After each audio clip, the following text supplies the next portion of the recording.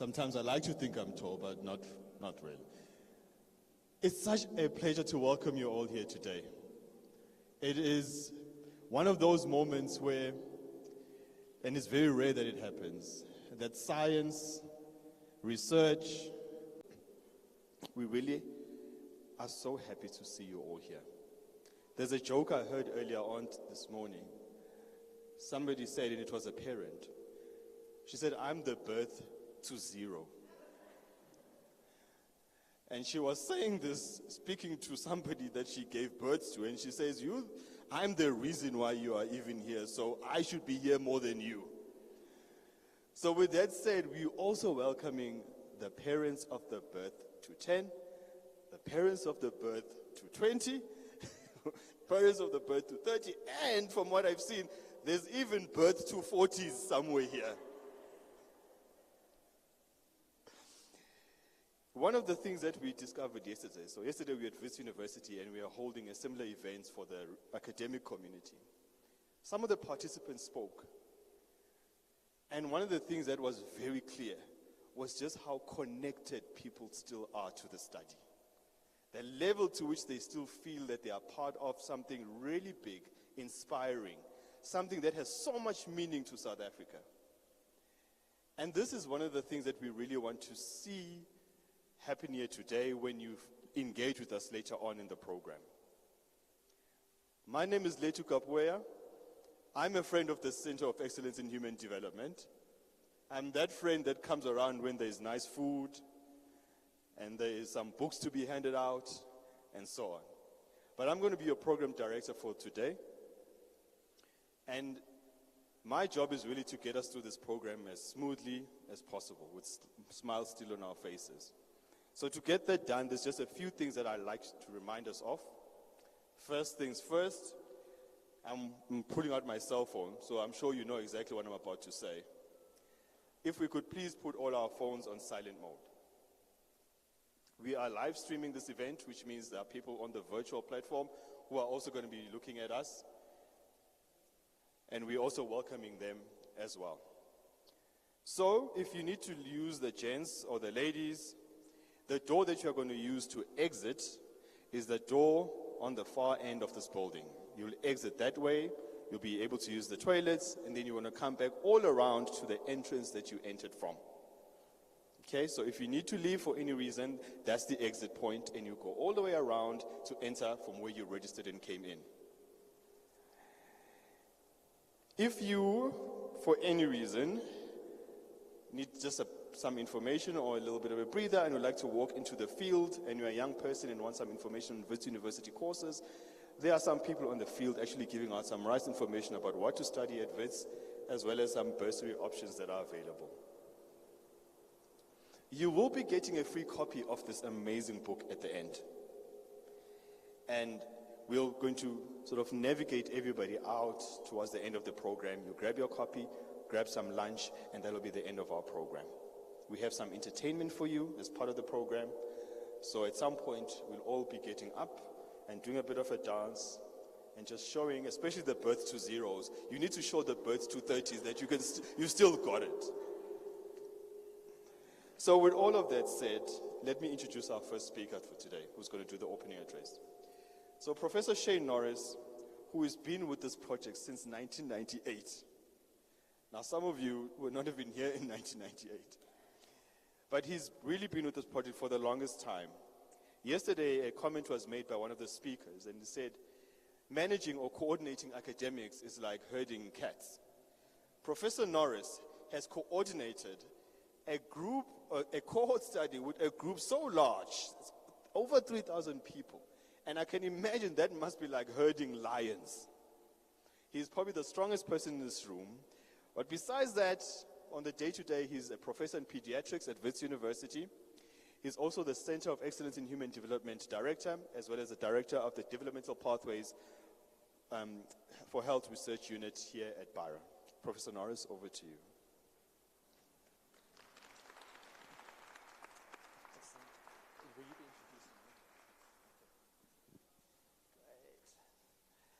Excellent. Well, welcome everybody. It's so amazing to see everyone and all the faces. and all of us to get together. We haven't got together as a full group since 2004. And for some of you, you may remember, you were only 14 when we had the 14th birthday of the cohort, where we had many of you at Education Campus in Parktown. So that was the last time we were all together as a big group. So it's amazing to see everyone again. This is not the full cohort, but it's great that many of you came out, and will continue being in contact with yourselves and with your other cohort members past this event. Firstly, I wanted to just say a big thank you to all the organizers that have put time and effort into this event.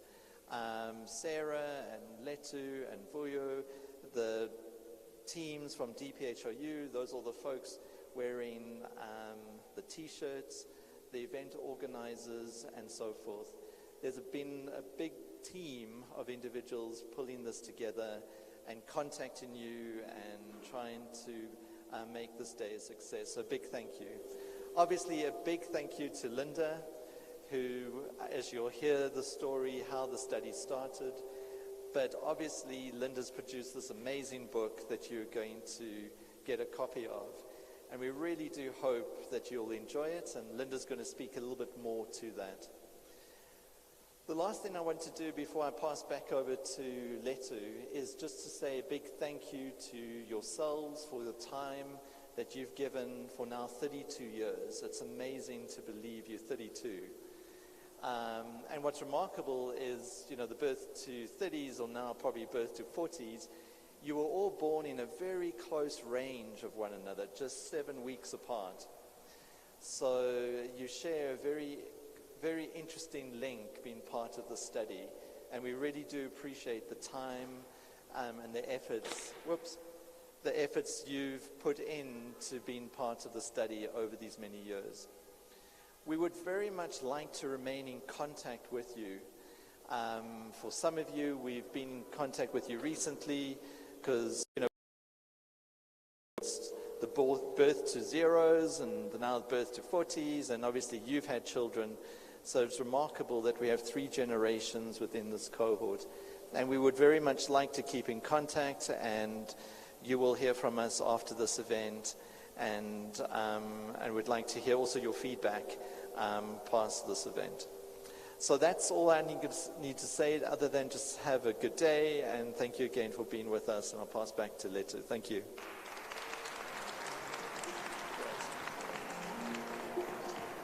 Okay, so now we're going to get on with the real interesting part of the program, which is hearing from Professor Linda Richter, the author of the book, telling us about the book and just her connection with all the participants that are here today. Now, I need to introduce Professor Linda Richter, and obviously, you probably know her better than I do. But what I would like to say about Professor Richter is the following. So, yes, she's authored this book, but she's someone with the most amazing ability to connect the most minute detail to the most broader context in relation to the lives that you all lived in South Africa at the time that you were born until the time right now. And you'll see this in the book. It is so detailed, yet the detail is so relevant. Professor Richter is a decorated academic, so I'm not even going to go through all her awards. But she's also a decorated grandmother and mother with sons and daughters and grandchildren in science. She has mentored so many people. So many people have passed through her mentorship and have become really decorated scientists today. And I'm saying that in particular because this is something of an intergenerational conversation that we are having here today. And if anybody knows anything about passing down something from generation to another, it's Professor Linda Richter. One of the most heartwarming moments where somebody else was talking about her. So we were in a directors of forum, all the centers of excellence were having a directors forum in Port Elizabeth in one year. And one of the students of one of her students stood up and had to introduce herself and talk a little bit about her experience with the center. And she said, you know what? I feel like I'm Linda's grandchild. It's because of the mentorship she gave to my supervisor that I'm benefiting so much from what I have right now before me in my own supervisor. So with that said, could you please give a round of applause as we welcome Professor Richter to the stage.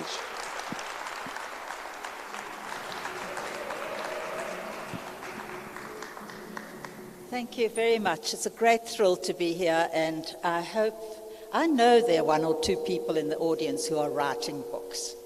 And the moment it is done is so exciting, and I've spoken to one person, she knows who she is, about the book she's writing, and I've encouraged her to finish her book too.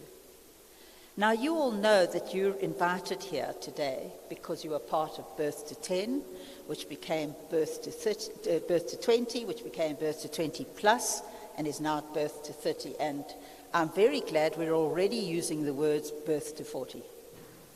Now, the reason we started the study was because things were changing so fast in the 1980s. The apartheid legislation was collapsing. Everything was being dismantled from the past. This meant that the network of laws that were keeping black people out of so-called white urban areas were abolished. And so we knew that in the future there would be a change in where people lived. There would be a lot of migration into the cities, which we still see, and that this would change a lot of things for people. We knew the towns and cities weren't ready. They didn't have all of the facilities to accommodate everybody. But nonetheless, as scientists, we predicted that a number of things would change. We knew from studies elsewhere. We knew, for example, that infectious diseases like diarrhea and pneumonia would decrease because people would have better sanitation, better water, and better health facilities. But on the other hand, we knew that certain urban diseases, like chronic infections, TB, HIV, that these would increase, and that there would be diseases and illnesses related to people's lifestyles, what they ate, how much they exercised, their alcohol and drug use, violence, accidents in the home, accidents on the road, and so on. So the overall aim of Birth to 30 when it was started was to study this complete environment, the biological environment, the psychological environment, the economic environment that are associated with the survival and health of children living in an urban area. We wanted these children of the 90s, which you are, to be the baseline for actions to improve the health of urban people going forward. So we started recruiting, as you know, pregnant women in Sowetan and Johannesburg in late 1989, imagining that they would start delivering their babies in the first part of 1990. Now, you won't remember what Soweto, Johannesburg was like at that time, but some of the Birth to Zeros will, and you might have well told your children the stories, and you might well have learned the history. But at that time, the time just before you were born, the nationalist government didn't willingly want to give up control of the country, and they continued to oppress any sort of opposition to them. There was violent competition between the various black political groups. There was overzealous shopping boycott. Some of the mothers will remember that you went to town and then young people stopped you and took all your groceries or poured your oil on the floor. And of course, criminal violence continued in that area. So amongst 10% of the pregnant women we interviewed at that time said they were in fear of their lives. They were feared that they or their close family would be killed. And more than 200 women that we interviewed during their pregnancies said that their partners had beaten them during their maternity. There was an atmosphere of fear. Our staff went around contacting families in groups because they were afraid, and many families wouldn't let them into their homes because strangers were not trusted. There was a major hospital strike at Baragwanath by nurses who wanted their unions to be recognized and for more pay. And so there were unpredictable strikes and protests all over the town. And I remember when I was going to Barra, I used to be terrified because those huge armored vehicles, those Caspers, would roll down the Sowetan streets and there would be truckloads of army soldiers with their guns. And that was what people were facing every day. So when women came to the clinics, that was what they were going through. But the situation calmed down greatly when Nelson Mandela was released from Victor Verster prison on the 11th of February 1990. This was just 6 weeks before the first baby was born into the study on the 23rd of April, and as you know, we recruited births from 23rd of April to the 8th of June. Now, the fact that you started being born so close to when Mandela was released from prison is how you got the nickname Mandela's Children. But you, as a cohort, a group of children born at that very significant time in South Africa's history, signaled our hope for a much better democratic country. You were only 2 years old when the Constitution was promulgated as the supreme law of the Republic of South Africa. A constitution that is recognized everywhere in the world as being the best. All you know as a cohort is a free South Africa. And when I interviewed many of you, that's something you spoke about so strongly, how much you valued the freedom you now experienced compared to what your parents and grandparents had been through. Now, there are many reasons why I wanted to write this book. Not only that I'm getting older and I was worried the history would not be there, I'm the only person from the original study who's still actively involved in it. So I have the institutional memory. I remember what happened, when, and why. I know that we started as a poorly funded part-time group of researchers with 2 offices in the basement of Johannesburg, now Charlotte Maxeke Hospital. We had a handful of staff to collect data from the most populous area in South Africa, living in an area of more than 200 square kilometers. That's our area. We entered data on mainframe computers, for those who know, but then every time you pressed the enter key, these huge disks would go chugga, chugga, chugga, chugga, and that was one data entry. When you were about 2 years old, we moved into 5 offices at Barra, which were the old stables, because Barrow at some time was a halfway point for the army, and they stabled horses in those rooms that we took over. And you'll know them now. It's the renal clinic opposite the building that we are now in. Later, we moved into the top floor of that library building, which was the hospital library, and Shane eventually took over and renovated the whole building. And you know, it's now a very hospitable place to visit and see the staff. In 2022, you, the cohort that we had originally planned only to follow for 10 years, or 32 years, we have published close to 300 scientific papers in some of the best journals in the world. More than 62 graduates have obtained master's and PhD degrees through the study. And we have staff that have worked for the study for 30, 25, 20 years, including Barbara Monyapati, who you all will recognize. She's going to speak to us briefly today.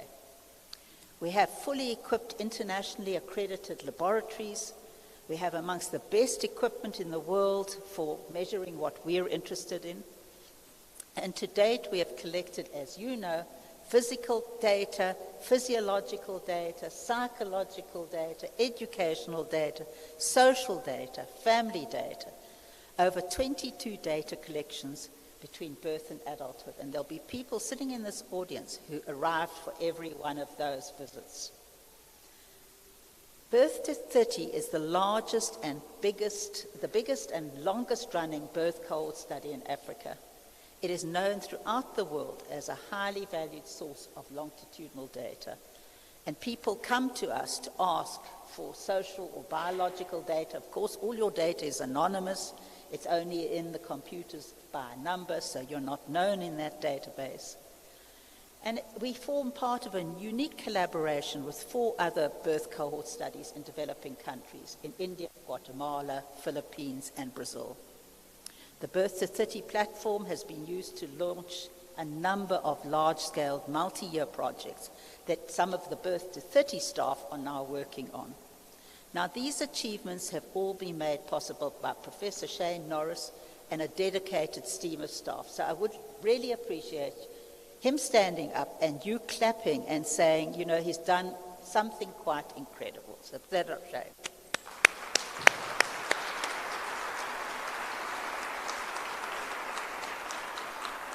So apart from creating a historical record of the study, my main motivation in writing the book is really to affirm your experiences of the study and what was happening in your life at the time that you participated. I want to contribute to your memories. I don't want you to forget this experience, and ensure that you and your families and your children know what a significant study Bt30 is and what an important part you played in a study that is very important in science in the world and in policy making in the world. I sincerely hope that you and your children will be willing to continue to participate in Birth to 40, in Birth to 50, in Birth to 60, if we're able to secure the funding to keep going. Many of the things have changed during the course of the study, and they continue to change as each day goes by.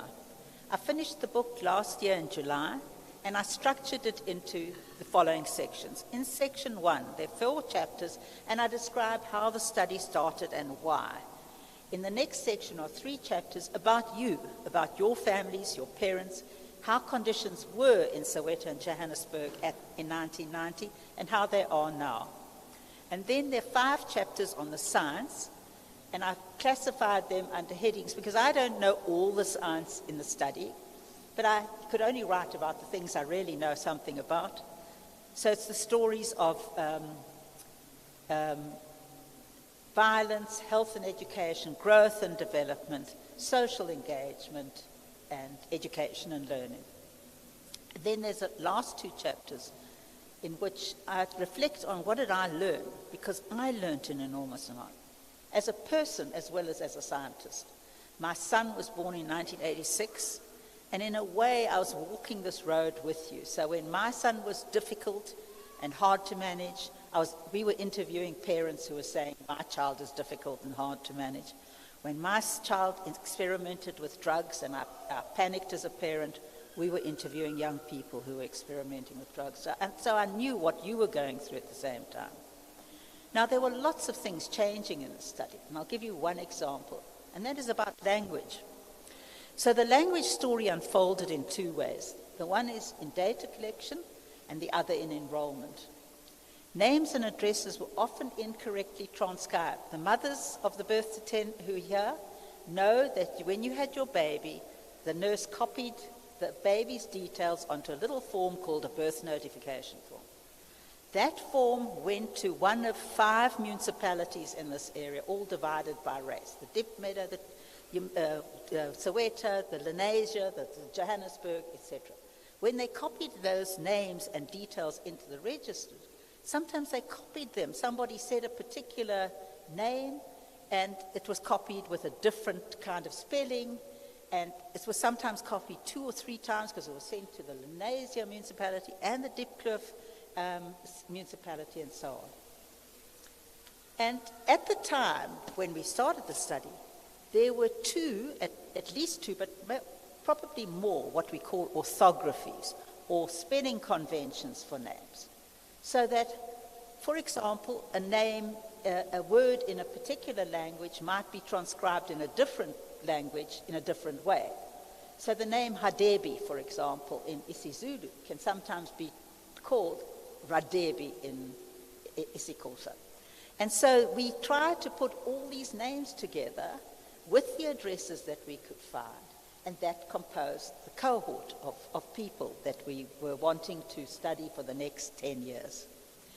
Now, in addition to that, as you know, many people take on an English name, and this has long been a tradition because administrators and people in authority didn't always know how to spell African traditional names. And this is how Madiba acquired his name, Nelson, in addition to Rolihlala, a name apparently which was given to him on his first day of school by his teacher at the time, Miss Mdingana. So apart from the challenges of putting the names all together, we also had to then find people at the addresses in Soweto, which had an inconsistent numbering system and very few street names. And huge blocks of flats in Johannesburg that had started being rented out to people, sometimes 2 or 3 families living in those flats. Now, Johannesburg and Soweto are probably the most linguistic diverse parts of the country, where all 11 official languages are spoken and even more languages. And so when we were delivering our questionnaires, we had to think about how we were going to translate them. And we started off by translating and back-translating, which is how scientists check that you're asking the right things, in Zulu, Xhosa, Sotho, English, and Afrikaans. But what we found is that Soweto is such a vibrant source of language. There is so much what we call code switching. People will put a word from one language into a sentence of another. There's so many variants. There's iskamfu, there's slang, there's people who are from Venda speaking sort of a version of isiZulu. So we actually used a very innovative technique, and that is we would sit with our staff, and we would start with a word or a sentence, and then we would all discuss how to say this in the language to ensure that we could communicate with each other. And the technology also changed. Today you see all of our staff walking around with tablets. At that time we were using mainframe computers. Then we went to Apple desktops with stiffies. Then we went to other desktops with floppies. And then we went to laptops.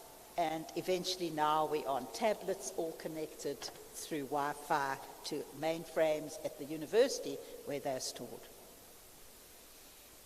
So turning to the science stories. Now the published papers cover a wide range of topics, and some of you might find one or other topic particularly interesting. So I hope you will go through those chapters and think about they were based on answers you gave to questionnaires at each time that we interviewed you. But amongst the most important scientific findings across the breadth of the study are what we call, they support the theory of the developmental origins of health and disease. So most of us acquire our potential for health or ill health from our parents, from their social and biological attributes and the circumstances in which they live.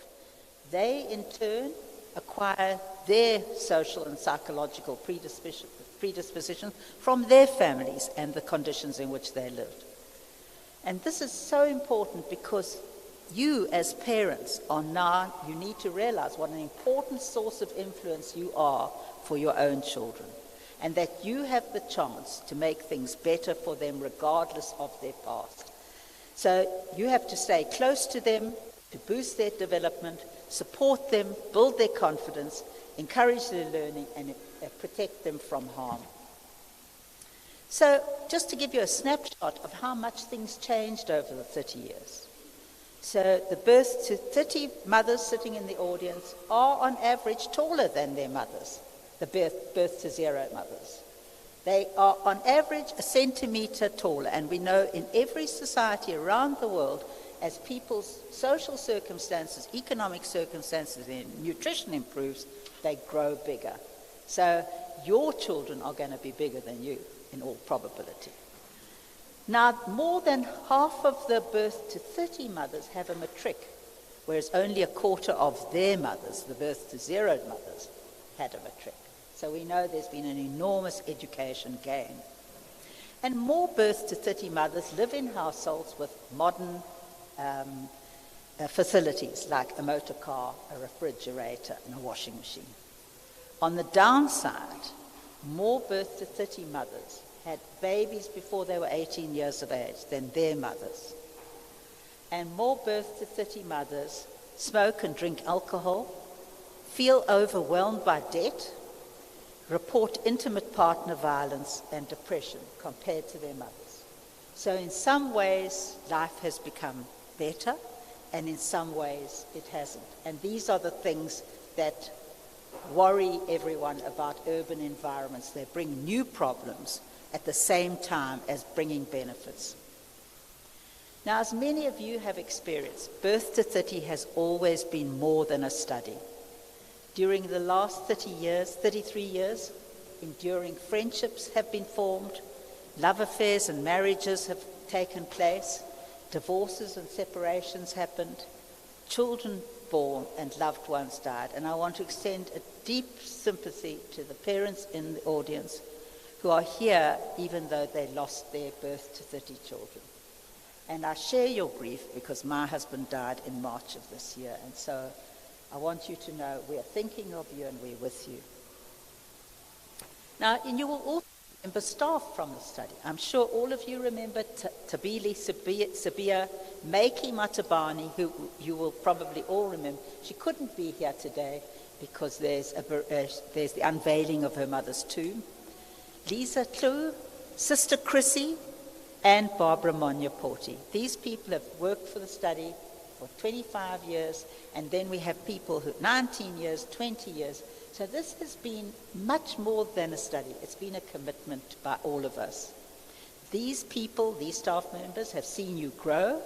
You probably told them things that you've never told anybody else because you trusted them. And Barbara Monyaporti, we asked her to come today, although she has retired, to speak about some of her experience as a staff member on the studies. Barbara?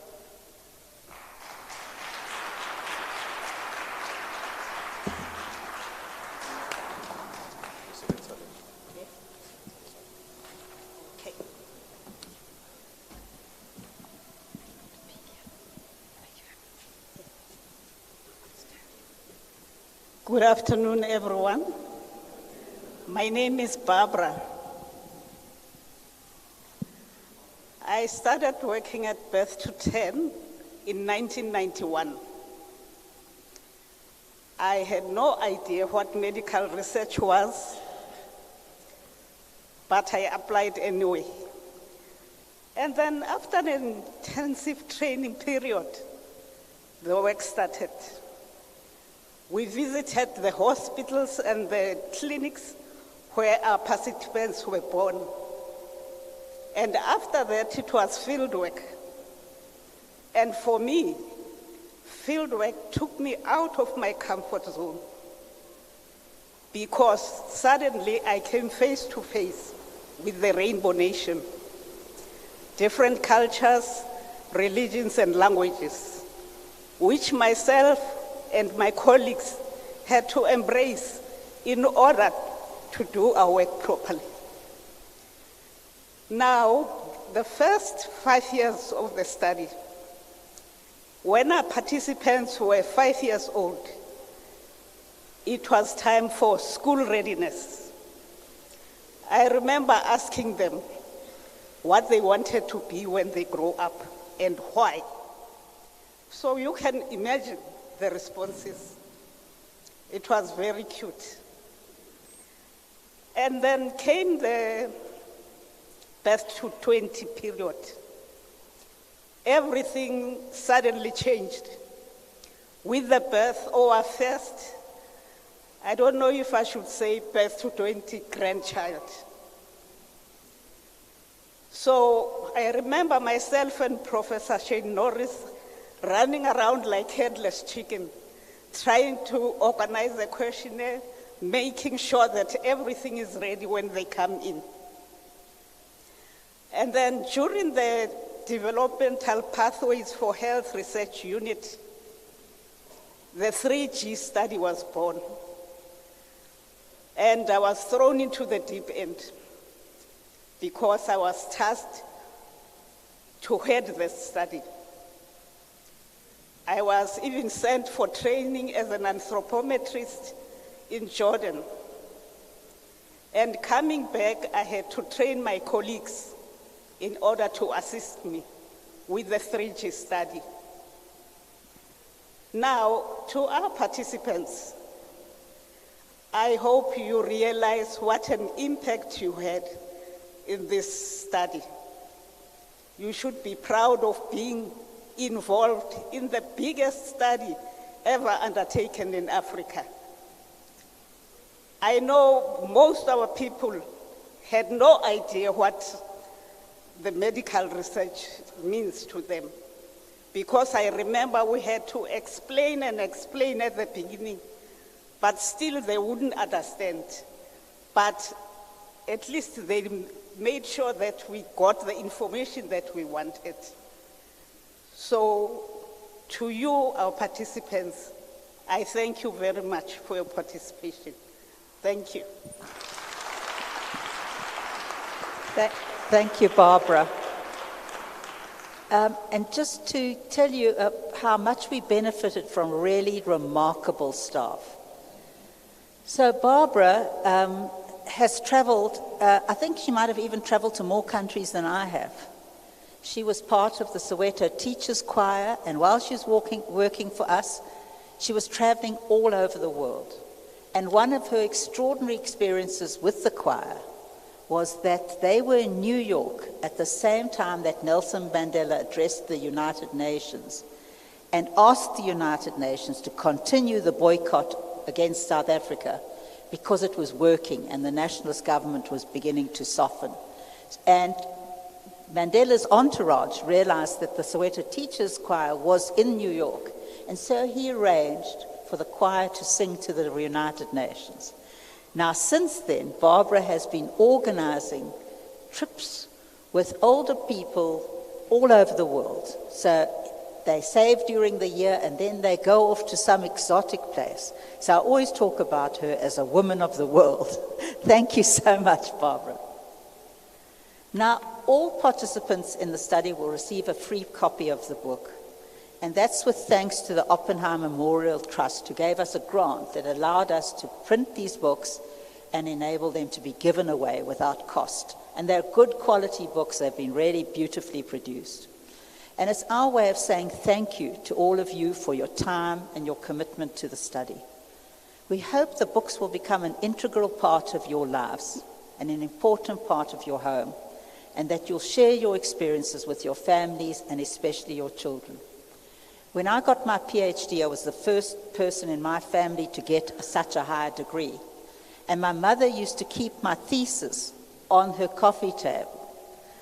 And, I mean, she didn't know what it was about.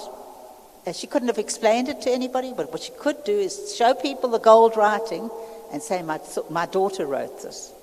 So I want to visit some homes in 2 years' time and see the book on your coffee table and you telling people, I was part of this. Now, in closing, I'm delighted to introduce one of our participants to you, Sanna Ntao. Some of you might already know her or know of her for her radio, her events work, modeling, and so on. She is in charge of the music and entertainment today, but she's going to tell you a little bit about her participation in Bt30. So come up, Sanna.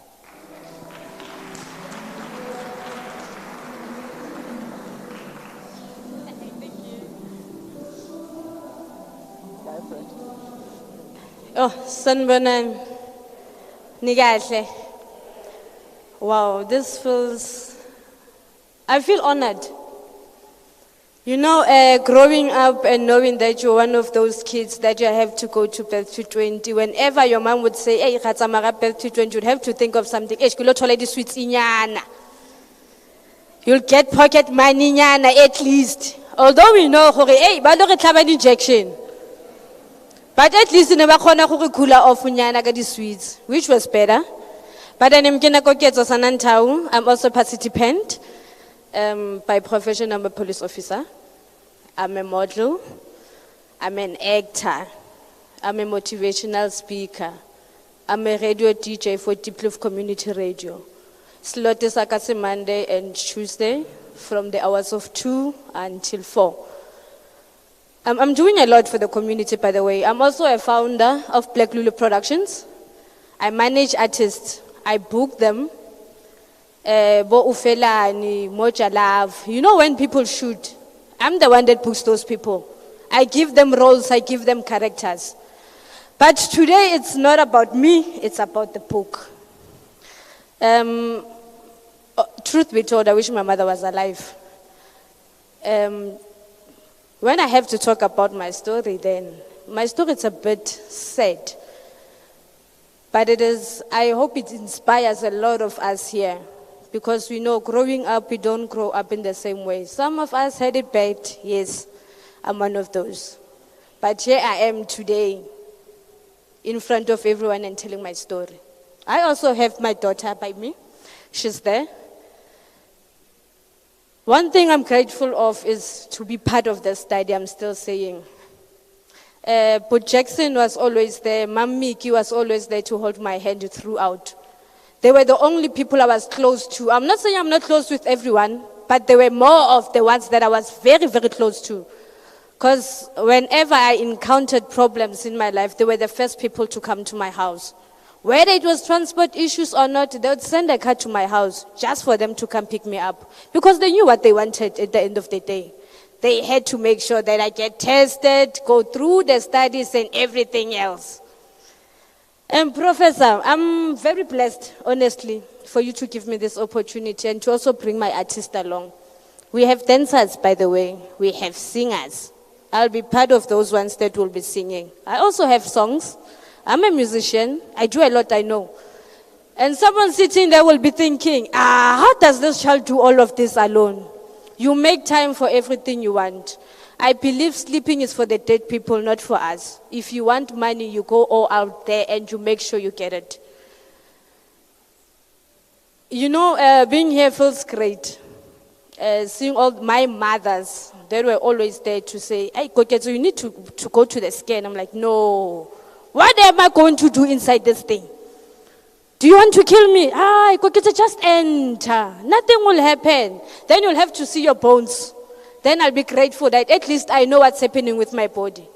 The most important thing is for us to always get tested. I know a lot of us people will be saying, hey, this thing of testing is not on. But truth is, you need to know your status.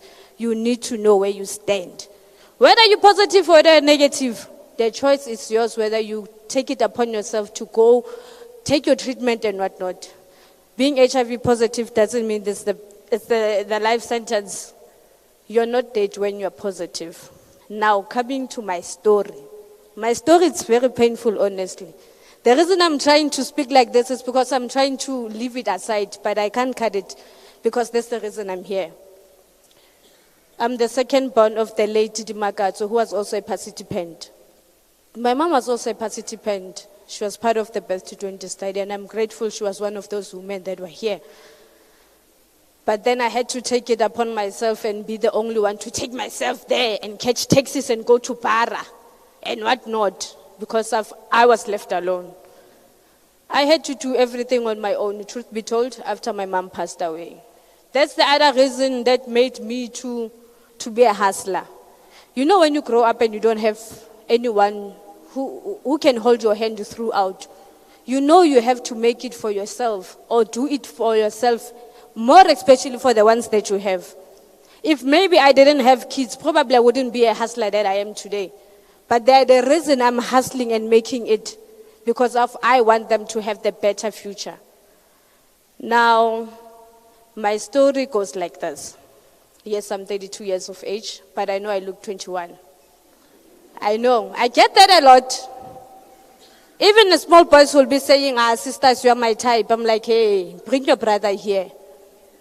Because of how I take care of myself. Gym is very important, that's number one. Bear that in mind.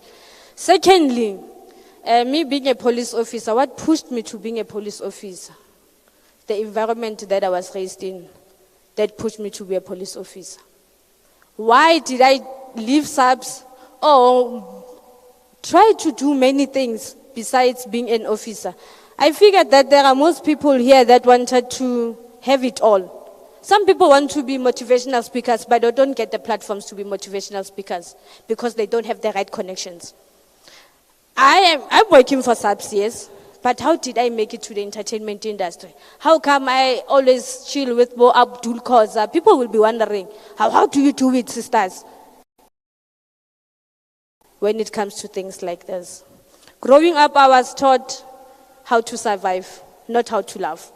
Someone would be saying, why was I taught how to survive instead of how to love? They gave me a tough love. But without her, I don't think I would be here today. She was always pushing me. You are doing great, Sana. Never give up. But Jackson was there. Mam Miki was there to say, whatever you need, even if it's 10 rand, just make sure that you get it from us. When I was pregnant with my daughter, Mbalentle, I was going there almost every month. And whenever they didn't call me, I'll be very angry. How, guys, why don't you call me? I'll call them myself. How, guys, this month you didn't call me. Hi, Kokotsu, we saw you last month. Hi, guys, I need to come back. The reason I was always there was because of I know I'd be treated like a princess that side. The truth is, whenever you grow up, there are challenges that we face individually. It's true when they say depression, it's around us, it's living amongst us. Yes, it does. There are people that can talk to people. When you have no one besides you, you are definitely in trouble. As long as you have someone besides you, then you will know that everything you go through, there's someone you can talk to or show your stories to. People need to know one thing. Nothing in this world you get for free. Everything you have, you need to hustle for it. And I thank everyone who came here to support us. We also have singers out there. So I'm thankful for this opportunity.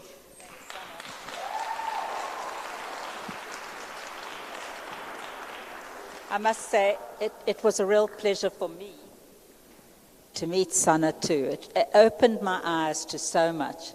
But now I have the greatest pleasure, and that is to introduce you to Sibusiso Villani, South Africa's most esteemed explorer. In 2003, he summited Everest from the south side, the first black man in the world to do that. Now, only a truly heroic man would put himself through such a life-threatening experience again, but he did it in 2005 from the more difficult north side of Everest. And he dedicated his climb to Bt30 and to 2 other charities. Since then, Sibusiso has completed all the 7 summits, and he's trekked to the North and South Poles. For these, he has achieved what is called the Explorer's Grand Challenge, one of only a handful of people in the whole world. He dedicated the 1,113-kilometer trek to the South Pole, which is just about as long as from here to Cape Town, to the children of South Africa, including you. When I interviewed Sibusiso for this book, we talked about the sense of freedom that so many of you feel. When I interviewed people for the book, they spoke so strongly about I'm free. He said he understood this deeply and that it resonated in his heart too. He spoke of encouraging people to value their psychological and political freedom. And their next step in life was to learn how to use it. And so we're very grateful that Sibusiso has just come back from another mountain. And so he couldn't be here with us in person, but he's on Zoom. Okay, thanks very much.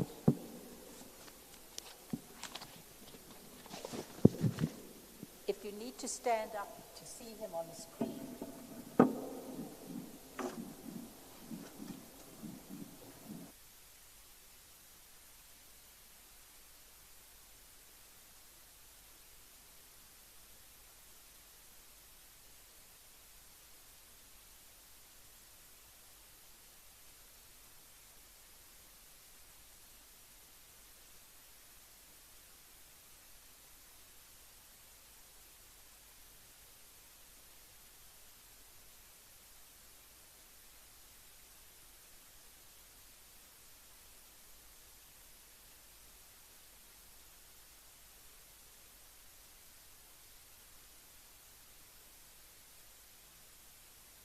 In a small way, I have been a part of.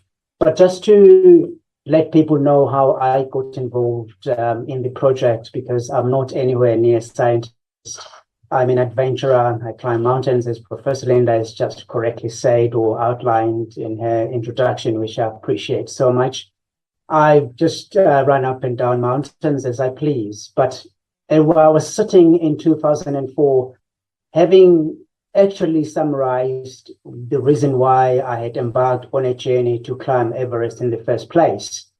And when I went to Everest in 2003, I had a very big personal agenda. I had a message to share and send with the world, or to the world, that it doesn't really matter where you come from. It doesn't matter how you grow up. The most important is, do you really want to make a difference in your life?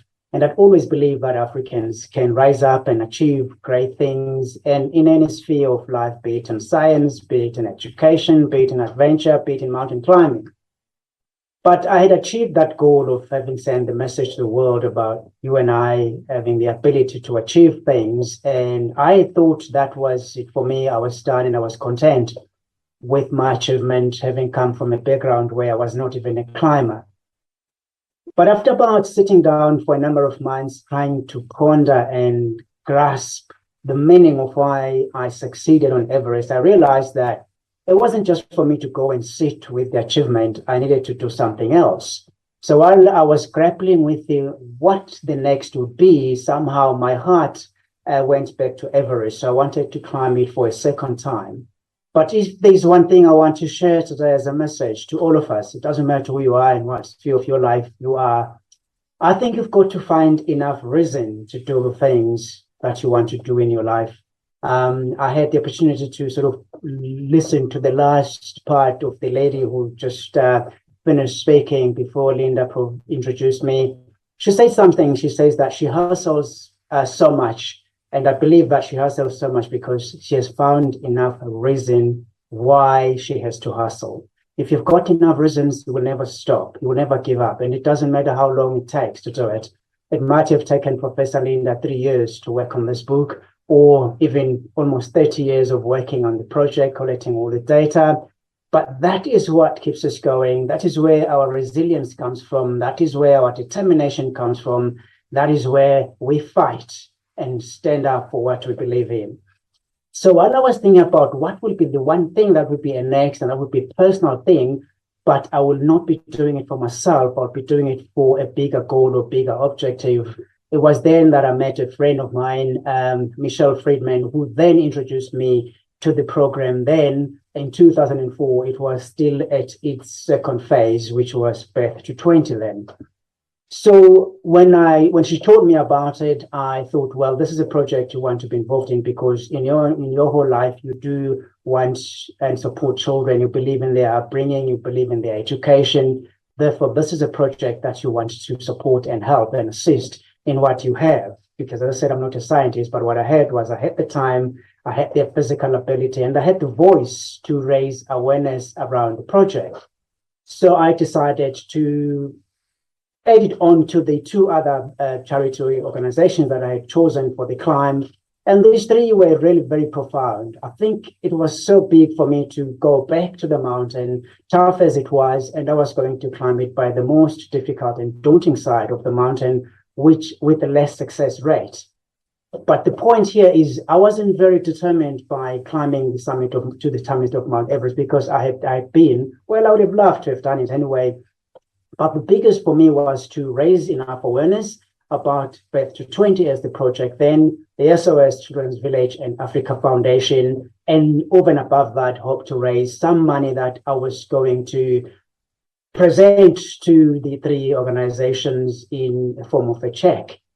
So after 2 months, I came back home and very grateful and delighted that I had been able to raise some money supported by other organizations and companies. And it was such a fulfilling delight and a humbling moment for me to stand as a young boy who had grown up in the bushveld, in the lowveld, who could not have any checkbook, that I was able, through the support and through my efforts up Mount Everest, I was able to give the 3 checks. And I solely believed that it was going to add a little bit of help so that the project was going to be sustained in whatever it needed.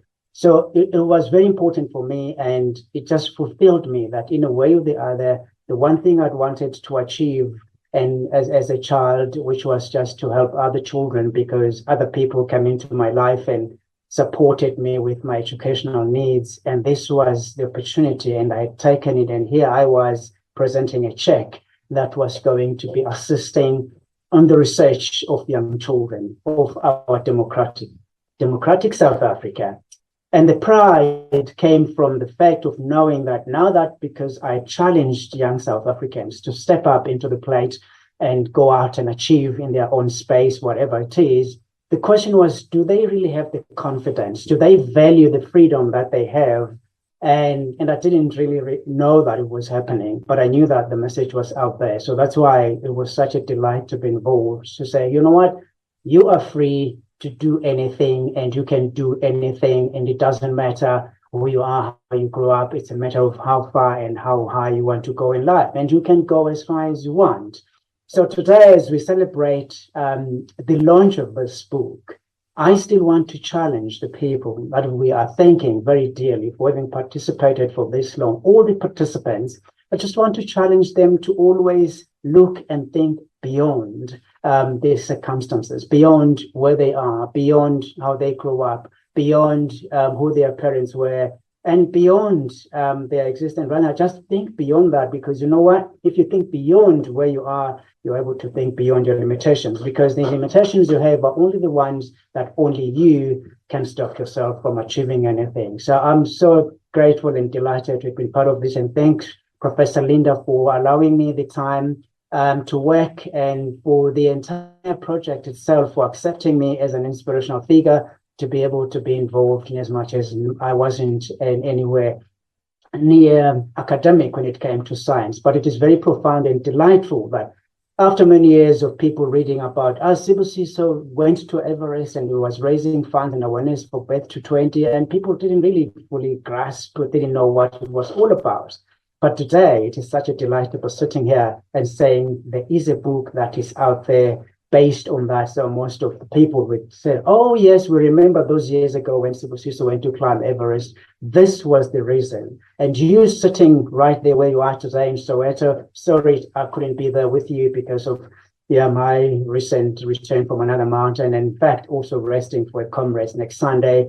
I just want to say that you're very privileged to be sitting there, and you're very lucky that you will be walking away with a copy of the book. I can only encourage you to read it, and then obviously make it worth your while.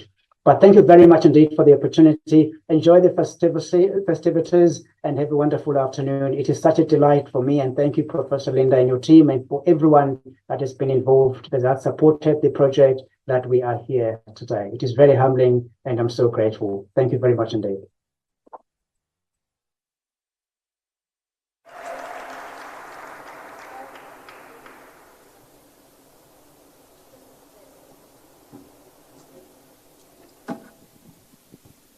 Sibusiso, I hope you're still tuned.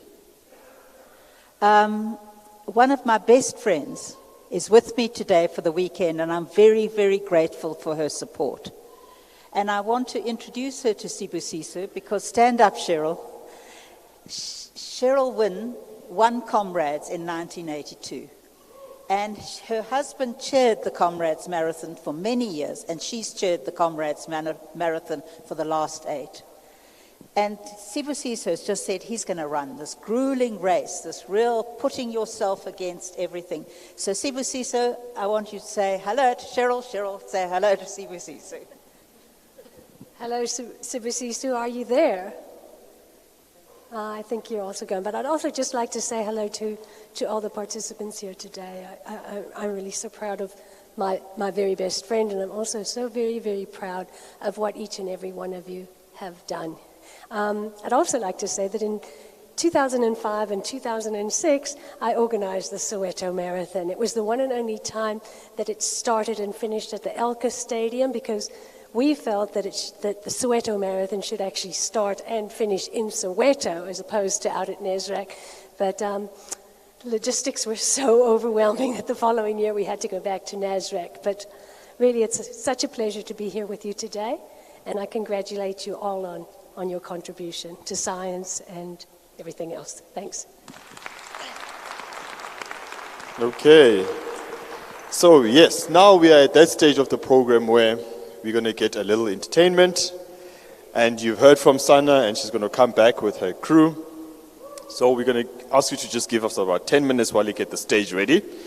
And then we're going to get going with that. So after Sana and her team are done, then it's going to be time for us to grab a book.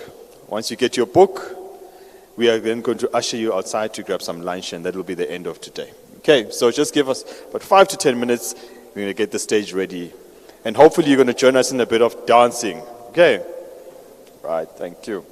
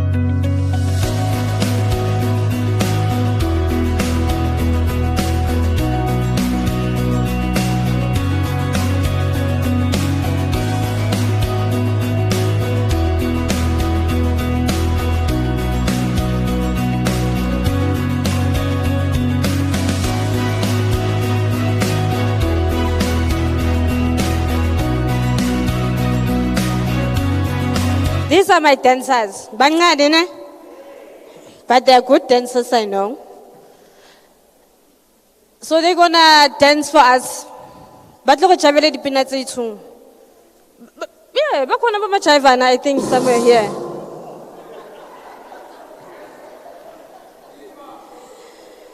Hey DJ, kupasa khobata ditse. So yeah, these are my girls. Instead of Babeko Strateng, Basabeka Batu, they'd rather dance. So over to you, Banais.